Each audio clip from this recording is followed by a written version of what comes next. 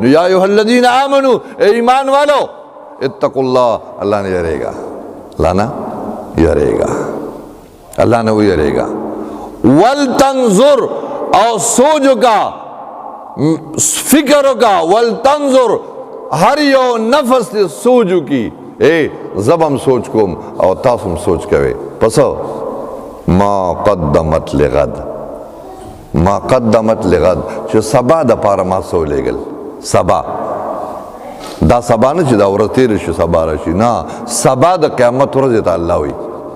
ته سوچو کا چې ما د قیامت ورځ د پاره سو لګل ولتنظر هر یو نفس دې دا سوچو کی ما قدمت لغد چې سبا د پاره ما سو لګل دي د سبا سوچ زما عزت مندو دا ډیر د دقه د پاره زمون د تصوف بزرگان فرمائی وی ته چې ماسختن سملی نو درې عملو کا درې عمله یو خدا چې زړه کې وایا یا په جبه وایا یا الله ما سره چې څومره چا بد کړي دي ستا د رضا لپاره مې معاف کړي دي یو خو ټول امت ته معافي وکړه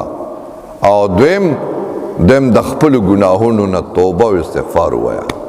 د خپلو ګناهونو باندې یا الله څومره ورځ دی نننۍ ورځ کې ما نه څومره غلطۍ شوي څومره ګناهونه شوي دي یا الله زه د هغې نه توبه وباسم نو توبه وباسه او دریم څیز چې کوم اهم دی هغه محاسبه وکړه محاسبه مراقبه محاسبه وکړه د خپل ځان حساب وکړه ځان سره حساب وکړه په دې 24 غنټو کې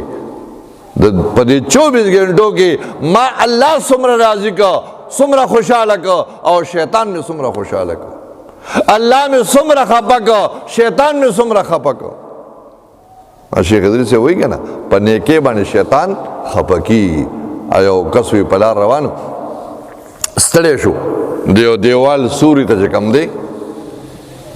سملاس څادر واغوستو اوده شو چې اوده شو سو وخت پس یو کس را پاسېده راغی او د خپې نه ونیو داسې وړه کو وی پاسه لګه دا دیوال لا غورځېږي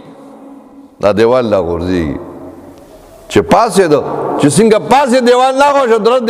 دیوال لا پرېوته ده ور منډه کړه او سړي ته وی خدای در سره ښه وکړه دا ته څوک یې چې تا ما سره دومره غټه نیکي وکړه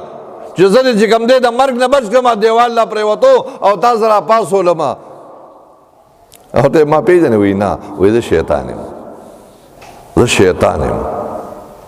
وی هلکه شیطان او چې کوم دی د نیکۍ کار دا خو تا ما سره ډېره غټه نیکي وکړه ځکه چې دیوال لا پرېوتو او زه تا د مرګ نه بچ کړم هغه ورته وایي نیکي مې سره نه ده کړې نو وی تا خو زه چې کوم دی ودومه او دیوال لا پرېوتو وی پا مې سولې ځکه چې که دا دیوال لا پرېوتی وي او ته ورلاندې شوی وي نو تا ته به شهادت میلو شوی و نو په تا مې دا شهادت نشو پیرزو ته به شهید شوی وي نو د شهادت هغه مقام مې در باندې نشو پیرزو نو ځکه مې راپاسولې دا خو مې سره نیکي وکړه خو هلته مې د شهادت نه نو زما عزتمندو الله فرمایي ځان سره حساب وکړه او حدیث کې رسول الله صلی الله علیه وسلم فرمایي نبی علیہ السلام فرمایي نن جمعات کې چې څومره کسان ناسي څوک هم دا دعوه نه کوي چې زه قمقل یم زه قمقل یم زه نه پوهېږم بلکې زما نه تاسو زیات هوښیار یې قمقل څوک هم ځان ته نه وایي لیکن پیغمبر علیه السلام فرمایي هوښیار څوک دی الکیس من دان نفسه قابل هوښیار انسان هغه دی چې هغه ځان سره حساب کتاب کوي تاسو خو ماسخوتن زه او تاسو موږ ټول په یو تله کې وو ها او که نه مونږ شیخ ادریس صاحب د الله پاک عمر کې برکات واچوي وی یو ځل چې کوم دی نو چرسیان ناست وو چرسیانو خپله ځان له وجیبه دنیا وي چرسیان نیاز خپلو کې ناستو خبرې کولې نو یو ملا صاحب داسې تېرېدو په لار باندې وی هلکه بس چرسیان دي وی السلام علیکم سلام یې پرې واچولو چې سلام یې واچولو نو هغه چرسیانو یو بل ته وی هلکه د ملا صاحب په مونږ سلام واچولو وی په مونږ یې سلام واچولو د ملا صاحب هغه بل ورته وي خدای دې قرآن کې مولیانو کې مسلمانان شته دي مولیانو کې هم مسلمانان وي نو مونږ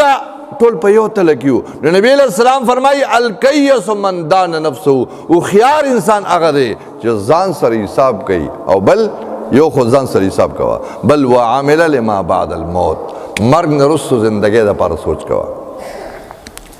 یوازې د دنیا نه ده، یوازې د دنیا د عیش و عشرت نه دی، یوازې د دنیا زمینداری او دکانداری او پیسې ګټلو دا نه دی، بلکې